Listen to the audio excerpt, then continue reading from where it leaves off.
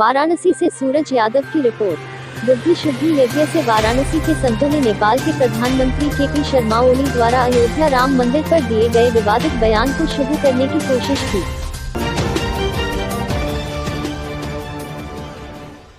वाराणसी में संतों ने नेपाल के प्रधानमंत्री के.पी. शर्मा ओली द्वारा अयोध्या राम मंदिर पर दिए गए विवादित बयान को लेकर बुद्धि शुद्धि यज्ञ किया। नेपाल के प्रधानमंत्री द्वारा श्री राम जी और अयोध्या पर दिए गए बयान की राम जी नेपाली थे और अयोध्या यहाँ नहीं नेपाल में है के बाद से संतों में नेपाल के खिलाफ गुस्सा बढ़ता जा रहा है। इसी को लेकर कैलाशपुरी मठ में संतों द्वारा ओली की बुद्धि शुद्धि के लिए संतों ने भगवान से प्रार्थना करते हुए बुद्धि शुद्धि यज्ञ किया।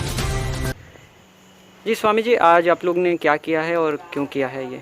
हम लोगों ने माननीय नेपाल नरेश के.पी. शर्मा ओली, खड प्रसाद शर्मा जी ओली, उनके बुद्धि के शुद्धि के लिए हम लोगों ने बुद्धि शुद्धि महायज्ञ किया। ये व्यक्ति शुरू से ही विवादित बयान देने के लिए प्रसिद्ध है।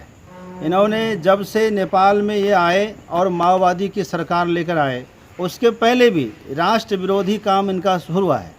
इन्होंने जब जैसे ही सत्ता संभाली वहाँ, वैसे इन्होंने भारत के विरोध में इन्होंने ठान लिया कि हमको भारत से विरोध करना है और भारत से के विरुद्ध में ही ये सरकार में आए।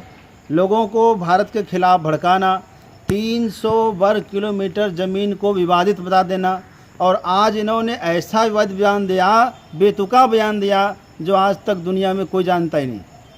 इन्होंने कह दिया कि श्री राम मर्यादा पुरुषोत्तम दशरथ नंदन, जो वाल्मीकि रामायण प्रमाण है, अनेक शास्त्र प्रमाण, अध्यात्म रामायण प्रमाण है, हमारे अनेक शास्त्र प्रमाण है कि मर्यादा पुरुषोत्तम भगवान राम की राजधानी अयोध्या थी। वो सम्राट दशरथ के ज्येष्ठ पुत्र थे। उनके पिता श्री अज, उनके पिता श्री रघु, दिलीप, उनके पिता, इस प्रकार की परंपरा है। तो अज के पुत्र जो दशरथ हैं, दशरथ पुत्र श्री राम जी हैं, उनकी राजधानी अयोध्या है। ये कौन नहीं जानता? सब जानते हैं। लेकिन उन्होंने ऐसा बयान दिया है कि श्री राम जी नेपाल के थे, नेपाली थे। अब बताओ, नेपाल में थे, कोई प्रमाण भी है उनके पास? कोई शास्त्र प्रमाण है? क्या ये घोर नास्तिक नहीं है? यदि घोर नास्तिक हैं तो ऐसे नास्तिक लोगों को धर्म पर आक्षेप करने का कोई अधिकार नहीं है। ऐसे व्यक्ति की बुद्धि ठीक शुद्धि हो जाए, जल्दी से हो जाए। ए तदर्थ हम लोगों ने आज यहाँ पर बुद्धि शुद्धि यज्ञ किया है। भगवान विश्वनाथ से कामना करते हैं, मर्यादा पुरुषोत्तम भगवान से प्रार्थना करते हैं इनकी बुद्धि शुद्ध हो। और ये समस्त जो भगवान श्री राम के भक्त हैं, इन्होंने न केवल नेपाल वासियों के भक्तों का आत्मा आहत किया, बल्कि संपूर्ण भारत के वासी भक्तों के आत्मा को आहत किया है, ठेस पहुँचाया है। इसके खिलाफ कार्रवाई भी होनी चाहिए और हुई है, शुरू हो गई कार्रवाई। और इस व्यक्ति को शीघ्र ही इस्तीफा दे देना चाहिए। ये व्यक्ति उस राष्ट्राध्यक्ष बनने का काबिल नहीं है, प्रधानमंत्री बनने के लायक नहीं है। ये ऐसी बातें जो बिल्कुल अनर्गल बातें हैं, इनको कभी नहीं बोलना चाहिए। हम भगवान से कामना करते हैं इनकी बुद्धि शुद्ध हो। स्वामी जी, भारत और नेपाल पे क्या असर पड़ेगा संबंध पे? बहुत ज़्यादा असर पड़ेगा। आज ये व्यक्ति ने विगत 1 महीना 2 महीना पहले से ऐसा आक्रोश पैदा कर दिया है। आपको बता दें कि इतिहास रहा है। मैं जो जिस आश्रम में अभी हम लोग परिसर में खड़े हैं, ये परिसर नेपाल नरेश का बनाया हुआ है। और भारत में अनेक मंदिर है जिसको नेपाल नरेश ने बनाया है। भारत नेपाल कभी अलग नहीं हुआ, 2 दिख रहा है, लेकिन इनकी आत्मा एक है। यहाँ के हर प्रजा एक दूसरे से मिली हुई है। आपको बता दें, माता जानकी का जनकपुर नेपाल में है, कोई नहीं काटता इसको। लेकिन कभी ये सब एक ही था, जनकपुर अलग नहीं था, नेपाल कभी अलग नहीं था। अभी अलग अलग सेवा के लिए, विकास के लिए बना हुआ है, ठीक है, अच्छी बात है, परंतु विवाद नहीं करना चाहिए। भारत नेपाल के सीमा में कोई आज तक ये किसी को वीज़ा नहीं लगता है।